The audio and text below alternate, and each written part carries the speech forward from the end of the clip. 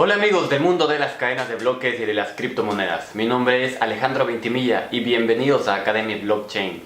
El día de hoy vamos a hablar sobre un tema muy importante que veo que no se está hablando lo suficiente en otros canales de YouTube, que es el ataque 51% que se han dado, los ataques 51% que se han dado en estas últimas semanas, específicamente a Bitcoin Gold. Y bueno, también en un ataque a Vergecoin, pero específicamente a Bitcoin Gold, y por qué es muy importante tenerlo en cuenta. Entonces, comencemos.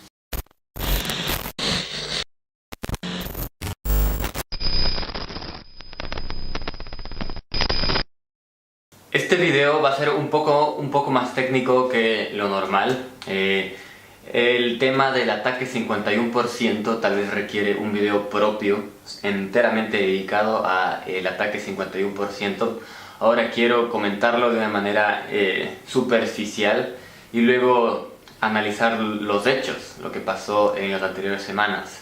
Bueno, primero, ¿qué es un ataque del 51%? En una cadena de bloques que utiliza prueba de trabajo para sumar bloques a la red, el nodo que tiene más capacidad de procesamiento tiene más posibilidad de solucionar la prueba de trabajo. El nodo que tiene más hash power tiene más chance de solucionar este problema matemático y poder sumar un bloque a la red. Si es que, por poner un ejemplo, aquí hay una cadena de bloques que el poder de procesamiento de toda esta cadena de bloques teórica es de 100 megahashes, se mide en megahashes, es de 100. Y yo tengo un nodo que tiene el 51 megahashes, es decir, del total del poder de procesamiento sumado de todos los mineros, yo tengo el 51% del poder de procesamiento. Entonces yo tengo una alta probabilidad, puedo estar medio seguro de que me va a tocar a mí el siguiente bloque. Mi nodo va a resolver el bloque y yo voy a tener el derecho a sumar el bloque a la red. Entonces yo tengo este nodo con 51% del poder de procesamiento. Por eso se llama un ataque 51%. Pero ¿cuál es el ataque? Otra cosa que hay que tener en cuenta es que la cadena de bloques está programada para que siempre acepte la cadena más larga, la cadena de bloques más larga. En el caso de que haya por ejemplo, este es el caso hipotético normal, en donde dos nodos solucionan un bloque a la vez, al mismo tiempo. Entonces, ¿qué pasa?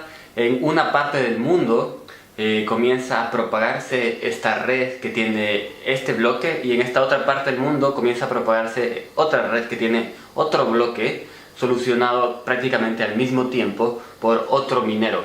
Entonces hay un fork, hay una división de la cadena de bloques en dos. Luego, sobre esas dos ramas comienza a crecer la red. Pero cuando se choca estas dos ramas, siempre gana la rama más larga, la cadena de bloques más larga. Y así se soluciona el problema de que hayan ramas diferentes momentáneas en la cadena de bloques. En un punto va a haber una cadena más larga y la cadena más larga gana. ¿Por qué? Porque no siempre van a seguir las dos ramas solucionando bloques al mismo tiempo. ¿Ya? Va a haber un punto en donde esta rama sea más larga y este nodo de aquí obtuvo más rápido el siguiente bloque, entonces esta otra cadena es desechada. Y qué pena por los mineros que estuvieron minando esa otra cadena, pierden toda su energía, la energía que invirtieron ahí. Pero ese es el principio que se utiliza para asegurarnos que siempre haya una versión de la historia, una versión de la verdad en este consenso que es la cadena de bloques.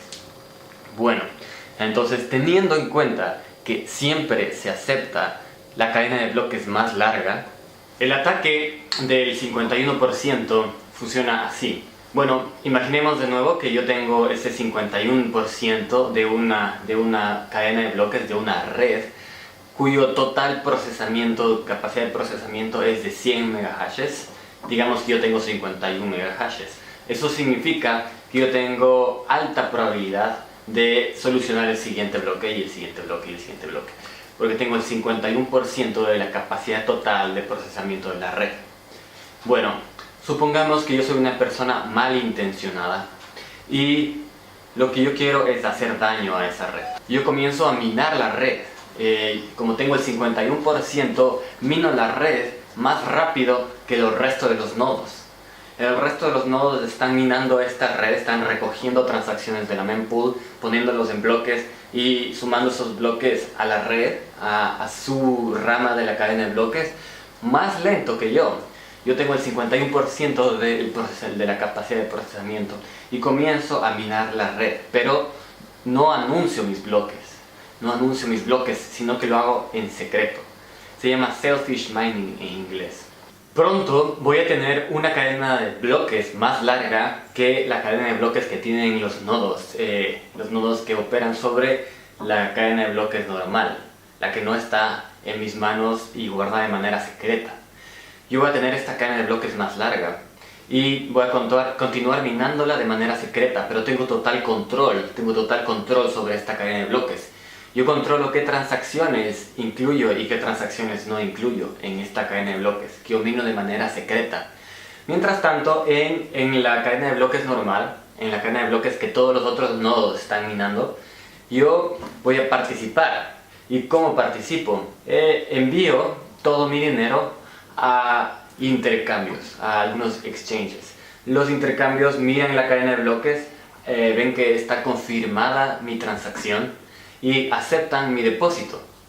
Luego hago lo que quiera con ese depósito. Entonces, en la cadena de bloques normal hice un depósito. En el caso de Bitcoin Gold, lo que se robaron fue 18 millones de dólares. Pero ¿cómo se robaron? Bueno, enviaron ese depósito a los intercambios. Mientras tanto, en la cadena de bloques secreta, que estaban minando ellos en secreto, no incluyeron esa transacción, pues es su cadena de bloques y ellos controlan la historia en esta cadena de bloques. Entonces, los nodos, hubo un punto en donde decidieron anunciar la cadena de bloques secreta que ellos estaban minando, que es más larga. Y como ellos tienen el 51% del poder de procesamiento, pueden anunciar esta cadena de bloques estando seguros de que los otros nodos, al respetar las reglas de la blockchain, tienen que aceptar la cadena de bloques que ellos minaron en secreto, porque esta cadena tiene más bloques, es más larga, tiene más capacidad de procesamiento y la cadena de bloques con más capacidad de procesamiento más larga gana. Entonces desecharon todos los nodos de la red por programación, tienen que desechar la cadena de bloques normal, la cadena de bloques en la que todos estaban participando, y tienen que adoptar la cadena de bloques que yo estaba minando en secreto. Si es que yo fuera suficientemente malo, podría haber hecho pedazos la historia de las transacciones. Pero como yo soy un hacker que lo único que me interesa es robar dinero para mi beneficio, entonces lo único que hice fue no incluir las transacciones que envié al exchange, al intercambio. Entonces anuncié esta cadena de bloques en la que no estaban las transacciones que envié al intercambio. ¿Quiénes perdieron? Perdieron los intercambios. Todos los exchanges que aceptaron mis depósitos de repente se dieron cuenta que en la nueva versión de la verdad, en la nueva versión del consenso, que es la cadena de bloques, el depósito que yo les hice ya no existía, desapareció. Y ese es el ataque del 51% que se dio en Bitcoin Gold, y espero haber explicado cómo funciona más o menos el ataque del 51% en general. Pero el ataque del 51% en Bitcoin Gold es muy importante y hay algo que reflexionar al respecto. El 18 de mayo, Edward Iskra, el director de Bitcoin Gold, anunció que Bitcoin Gold había sido atacada con el 51%. La última vez que se intentó ese ataque fue el 19 de mayo. Y en total, 18 millones de dólares, alrededor de 18 millones de dólares fueron robados de distintos intercambios. Es decir, el atacante hizo depósitos que luego anuló. Esos depósitos cambió por otras criptomonedas e incluso se puede ver la dirección del atacante. Se les recomendó a los intercambios que aumenten la cantidad de confirmaciones y que estén muy cuidadosos, muy atentos frente a depósitos muy grandes de Bitcoin Gold. Pues podría ser depósitos del atacante, por parte del atacante. También señalaron que nosotros, las personas comunes, no podemos ser objetivo de este tipo de ataques, pues no tenemos ninguna razón para aceptar grandes pagos en Bitcoin Gold. Y bueno, tal vez por eso es que el precio de Bitcoin Gold no sufrió mucho durante el ataque. Otra moneda atacada fue Dogecoin. Dogecoin fue atacada con el 51%, pero con una diferencia. El atacante logró bajar la dificultad del algoritmo y eso le hace diferente al ataque de Verge. El ataque de Bitcoin Gold es el que va a pasar a la historia como un hito en la historia del blockchain, porque es el primer ataque que pone algo teórico, que era el ataque del 51%, en un caso real. Es la primera vez que una moneda importante es atacada con el 51%, y esto demuestra que esto del ataque 51% no es algo que solamente era puramente teórico como antes se pensaba, sino que es algo que las criptomonedas tienen que enfrentar. Ahora, siendo un caso más importante, creo que amerita revisarlo a detalle. Y también para entender qué otras criptomonedas pueden estar en riesgo si es que Bitcoin Gold sufrió un ataque del 51%, ¿qué significa eso para las otras criptomonedas? Para entender esto, se necesita entender cómo está el ecosistema en relación a la fabricación de estos ASICs. ASICs son estos hardwares que son especializados, son muy rápidos en resolver un solo algoritmo. ¿Por qué? Porque todos los circuitos de ese hardware están diseñados para resolver este algoritmo. Entonces son mucho más rápidos que las computadoras normales, que los gráficos de video, que las tarjetas gráficas de video. Son muchísimo más rápidos estos ASICs. Y la producción de estos ASICs es algo que es polémico en el ecosistema. ¿Por qué es polémico? Porque significa centralización en el poder de minado. Significa que ya no es que las personas van a poder minar desde su computadora, incluso si es que invierten en tarjetas de video poderosas, no van a poder hacerlo. Pues llegaron estos nuevos hardware a dominar el ambiente. Y lo que es interesante es que, bueno, Bitcoin Gold tiene un algoritmo de minado que se llama Equihash. Equihash es un algoritmo que es compartido por otras criptomonedas. Entonces es obvio que esas otras criptomonedas también están en riesgo. Si es que fue atacado Bitcoin Gold con este algoritmo Equihash, eso significa que las otras criptomonedas que utilizan Equihash también están en riesgo. ¿Por qué? Porque ya sabemos que hay un actor en el mercado con muchísimo poder de procesamiento de Equihash que está dispuesto a atacar a estas redes, a las criptomonedas. ¿Cómo puedes conseguir tanto poder de procesamiento? Solamente si es que tienes una muy buena cantidad de ASICs. Y la única compañía que produce ASICs para Equihash es Bitmain. Es un nombre bastante popular y bastante poderoso en el ambiente de las criptomonedas. Bitcoin Gold, a inicios del mes pasado, había sacado un comunicado advirtiendo que Bitmain sacó este ASIC para minar Bitcoin Gold, para minar Equihash, y que Bitcoin Gold no está de acuerdo con que una empresa fabrique un hardware especializado para minar su criptomoneda, su algoritmo Equihash, y planeaba en este comunicado cambiar el algoritmo de Proof of Work, dejar Equihash atrás. Bueno, parece que ya sea Bitmain o alguna persona que tiene contactos o que es un cliente de Bitmain, logró comprar una buena cantidad de ASICs de Equihash antes de que Bitcoin Gold pueda cambiar el algoritmo de minado. Por eso, en la respuesta al ataque del 51%, el equipo de Bitmain anuncia que cambiar el algoritmo de minado es algo prioritario para ellos ahora. No sé si me estoy poniendo muy técnico, pero la cuestión es más simple de lo que parece. hay unos productores de hardware que producen mineros que son capaces de explotar muy rápidamente estas debilidades en las criptomonedas con baja capitalización de mercado. Bitmain es la empresa más importante en la producción de estos mineros de ASICs. Entonces, mucha gente sospecha que de hecho Bitmain está detrás de estos ataques. Y tal vez no Bitmain, pero alguna otra empresa aliada a Bitmain, porque no son fáciles de conseguir estos ASICs. Es una sospecha, no es algo que está confirmado, pero es algo que tiene bastante suelo. Y así es como se transparenta una nueva dimensión que tiene todo este ecosistema, una lucha de poder que está clara, que es entre la producción de hardware y la producción de código. Hay una lucha ahí.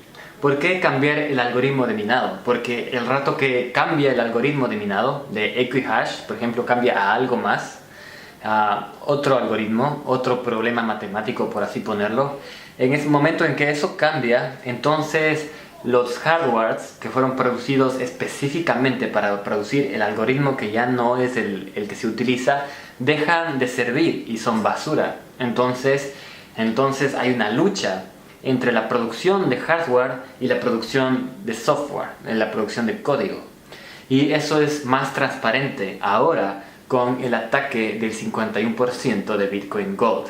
Y entonces surge una pregunta, y es ¿qué tan efectivo es el sistema de minado, el sistema de Proof of Work para el futuro? Para soportar este tipo de centralización. En el futuro van a seguir existiendo empresas de hardware muy poderosas que saquen hardware específico para producir el algoritmo de una sola moneda. Y eso significa que un comprador con mucho poder podría comprar estos ASICs y reventar el algoritmo de esa moneda y atacarlo con el 51%. Y eso significa que estamos viendo una lucha, pero no tiene una solución clara. El tema es que no tiene una solución clara. ¿Acaso nos deja solamente con Proof of the Stake como única solución? No sé, ¿qué piensas tú? ¿Piensas que esto no es algo tan crítico? Bueno, yo no sé. Yo creo que es algo muy peligroso para las monedas que tienen capitalización de mercado pequeña, que son víctimas, pueden ser víctimas de ataques por parte de actores que tengan ASICs, que sean capaces de resolver ese algoritmo de minado y sean capaces de atacarlos con el 51%. Otro ejemplo es algoritmos que comparten, es el mismo algoritmo, son pequeñas criptomonedas que comparten el algoritmo con grandes criptomonedas. Por ejemplo, Ethereum Classic y Ethereum. Incluso hay una página web, hay una empresa brasileña sacó un análisis de cuánto costaría atacar el algoritmo, la criptomoneda Ethereum Classic, y el costo no era muy alto, $70 millones creo, para atacar todo Ethereum Classic. ¿Y por qué? ¿Cuál es el riesgo? Bueno, porque Ethereum Classic utiliza el algoritmo Ethash, que es el mismo algoritmo que utiliza Ethereum. Entonces hay personas que ya tienen muchísima capacidad de minado para Ethereum, y si es que esas personas son malintencionadas, podrían redireccionar su capacidad de procesamiento a Ethereum Classic, generar un ataque del 51% y luego redireccionar otra vez su poder de minado a Ethereum, en donde no tienen la capacidad de generar un ataque, pero en Ethereum Classic sí tienen. Entonces, como comparten el algoritmo, Ethereum Classic está abierto a este tipo de ataques. Lo mismo con otras criptomonedas. Y bueno, las criptomonedas pequeñas corren este riesgo, y es irresponsable por parte del equipo de desarrolladores de una criptomoneda pequeña copiar el código de una criptomoneda grande y ponerlo en su criptomoneda pequeña sin más, porque los mineros de la criptomoneda grande pueden atacarlo con un 51%. De la misma manera, las criptomonedas pequeñas que utilizan un algoritmo de minado del cual se sabe que existe un ASIC, un hardware especializado, estas criptomonedas también corren el riesgo de ser atacadas con el 51%. Entonces no es tanta sorpresa que a Zencash es una criptomoneda que también utiliza el algoritmo Equihash, le hayan hackeado anteayer con un ataque del 51%. Si quieren entrar con más profundidad a este tema, les recomiendo mucho un artículo que está en nuestra página web. Ya tenemos página web, no sé si sabías de eso, pero www.academiablockchain.com, y está disponible y puedes encontrar mucha información ahí. Ahí está un artículo que se llama El estado de la minería en las criptomonedas. Es una traducción. El artículo original fue escrito por David Boric. Él es lead developer en Siacoin y tiene su propia empresa de creación de hardware especializado de ASIC, se llama Obelisk. Y nos cuenta cuál es su historia. No sé si ustedes saben algo de Siacoin. Fue una de las primeras criptomonedas que se opuso a la creación de ASICs, pero a diferencia de Monero, que optó por cambiar el algoritmo de minado, Siacoin, el lead developer de Siacoin, decidió ponerse su propia empresa de creación de hardware y nos cuenta ahí cuál fue su experiencia, cuál es su relación con Bitmain, cuál es su relación con la creación de estos hardwares y bueno, introduce algunos factores, otras cosas que hay que tener en cuenta. Entre esas cosas puede ser válido mencionar la creación de hardware de minado y de no publicarlo en el mercado, sino solamente de crear tu hardware de minado y quedártelo para ti, como de manera secreta minar con un hardware especializado ciertas criptomonedas y así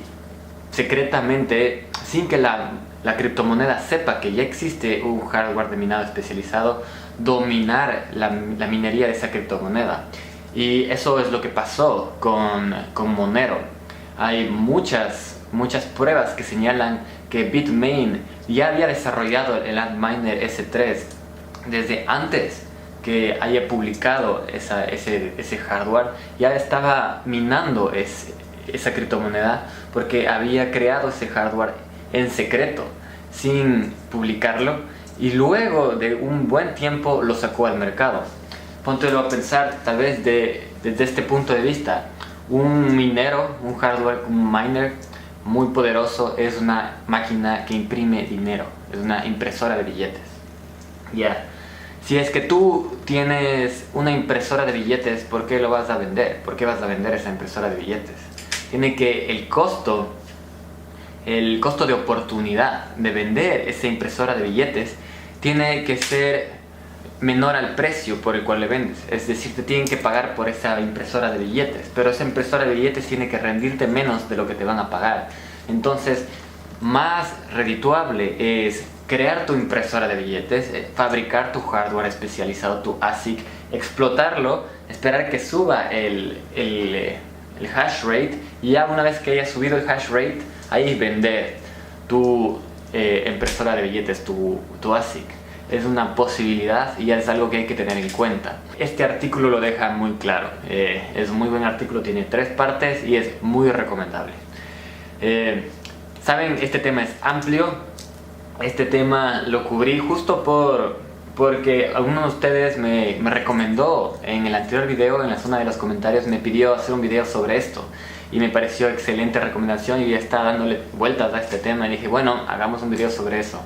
Y es por eso que, si ustedes tienen algún comentario, alguna opinión sobre esto, me gustaría mucho conversar con ustedes en la zona de los comentarios. Yo soy economista y soy programador. Me dedico a la programación.